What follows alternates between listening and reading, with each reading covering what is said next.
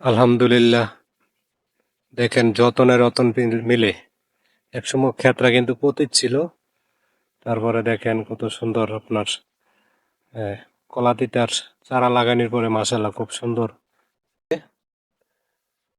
আমরা যেই রাস্তা দিয়ে যাই পাশেই ক্ষেত, এই ক্ষেতে দেখেন আর পাশাপাশি তারপরে ডেঙ্গা ক্ষেত কচু লাগাইছে।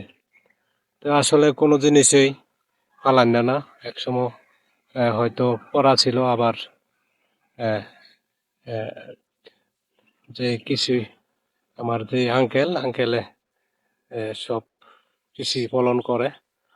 তারপরে দেখেন তারপরে আপনার খুব মাশাআল্লাহ খুব সুন্দর করলা হয়েছে। তারপরে দেখেন আরেকটা জিনিস আপনাকে দেখাই। আসলে আমি তো শুরুতেই বললাম যে যতনে রতন মিলে। আহ, যে কোনো জিনিসে আপনার ক্ষেতে যদি ফলন লাগানো হয় আল্লাহর রহমতে সব কিছুই হয়। দেখেন কত সুন্দর দুইটা কুমড়ো হয়েছে, দেখে আমার খুবই ভালো লাগলো। আর তারপরে দেখেন এখানে আরেকটা কুমড়া আছে মাশাআল্লাহ বড়। আলহামদুলিল্লাহ, সবাইকে অনেক অনেক ধন্যবাদ ভিডিওটা সম্পূর্ণ দেখা।